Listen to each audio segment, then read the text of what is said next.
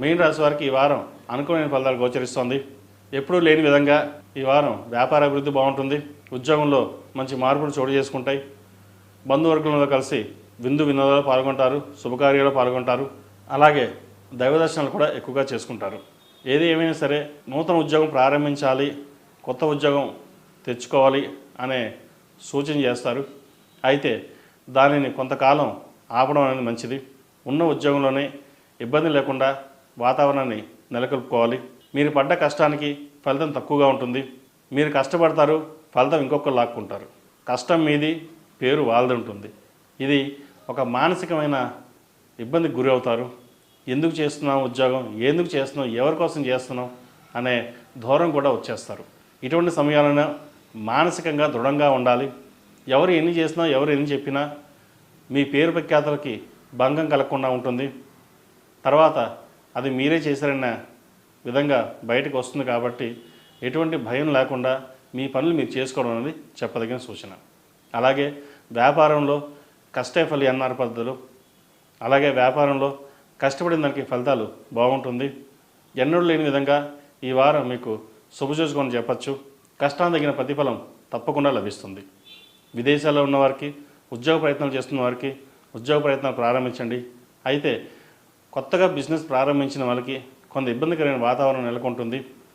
వచ్చిన రూపాయికి ఖర్చుకి తేడా ఉంటుంది. ప్రతిసారి పెట్టుబడి పెట్టడమే అవుతుంది. అయితే ఇటువంటి విషయాల్లో కొన్ని జాగ్రత్తలు దృఢంగా ఉండడం అనేది చెప్పదగిన విషయం. భాగస్వామ్య విషయ వ్యవహారాల్లో కొన్ని కఠినమైన నిర్ణయాలు తీసుకోవాలి, లేకపోతే నష్టపోయే అవకాశాలు గోచరిస్తుంది.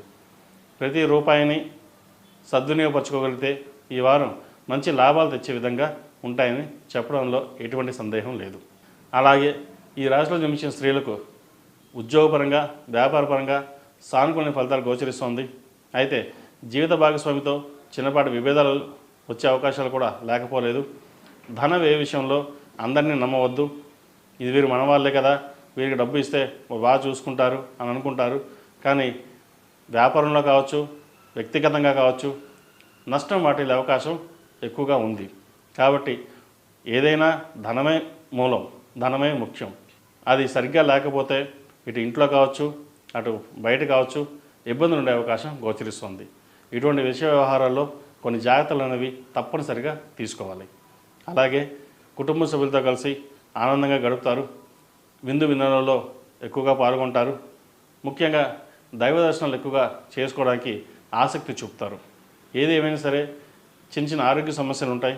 ఈఎన్టీకి సంబంధించింది, స్టమక్ సంబంధించి, యూట్రస్ సంబంధించి ఇబ్బంది ఎక్కువగా పెడుతుంది. వాటి విషయంలో కొన్ని జాగ్రత్తలు తీసుకోవాలి. అలాగే ఆహార నియమాల్ని ముఖ్యంగా పాటించాలి. మీరు ఆహార నియమాల్ని పాటించకపోవడం వల్ల కూడా ఇటువంటి ఇబ్బందులు ఉండే అవకాశం గోచరిస్తుంది. కెరియర్ పరంగా, వ్యాపార పరంగా చిన్న చిన్న ఇబ్బందులు ఏమన్నా సరే వారాంతంలో అవి నెరవేరుతాయి.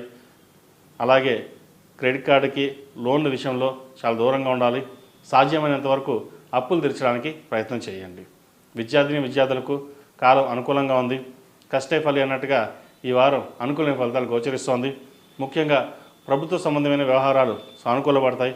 విదేశాలకు వెళ్ళి చదువుకోవాలనుకునే వారికి మంచి అవకాశం అని చెప్పచ్చు. వైద్య వృత్తిలో ఉన్న వారికి, చార్టెడ్ అకౌంట్స్, సాఫ్ట్వేరు, సినీ రంగాల వారికి ఈ వారం బాగుందని చెప్పచ్చు. అయితే రాశిలో శుక్రుడు, రాహువు కలిసి ఉన్నారు. తృతీయాధిపతి, అష్టమాధిపతి శుక్రుడు మీన రాశిలో రాహుతో కలిసి ఉండడం ఒక మానసికమైన ఇబ్బంది అని చెప్పచ్చు. ఏదైనా నిర్ణయాలు తీసుకునేటప్పుడు ఆచితూచి వ్యవహరించాలి.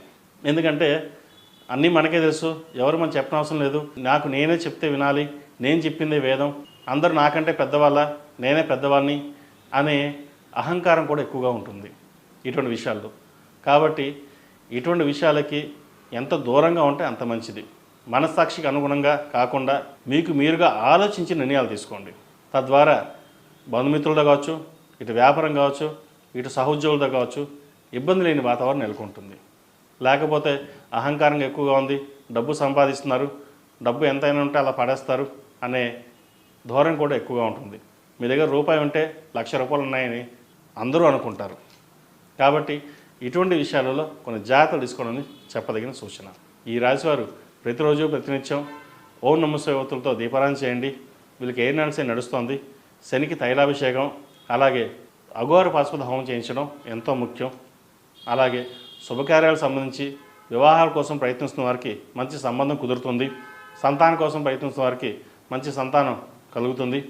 ఏదైనా సరే మీరు ఏ పనైనా చేసేటప్పుడు ఓం నమః శివాయ అంటూ ఒక 108 సార్లు శివనామ స్మరణ చేసి ముందుకు వెళ్ళండి. శివాలయ దర్శనం చేసుకోండి. మంచి ఫలితాలు సానుకూల పడతాయి. ఈ రాశిలో నిర్మించిన వారికి కలిసి వచ్చే సంఖ్య 8, కలిసి వచ్చే రంగు నావీ బ్లూ. ఏదైనా బయటికి వెళ్ళేటప్పుడు గురువారం కానీ శుక్రవారం కానీ ప్రయత్నం చేయండి. మంచి ఫలితాలు సానుకూల పడతాయి. మేషం నుండి మీనం వరకు ఉన్నటువంటి రాశి ఫలితాలు నా పరిజ్ఞానం సహకరించే మేరకు ఈ వారం రాశి ఫలితాన్ని తెలియజేశాను. సర్వే జన సుఖినో భవంతు. లోక సంస్థ సుఖినో భవంతు. ఓం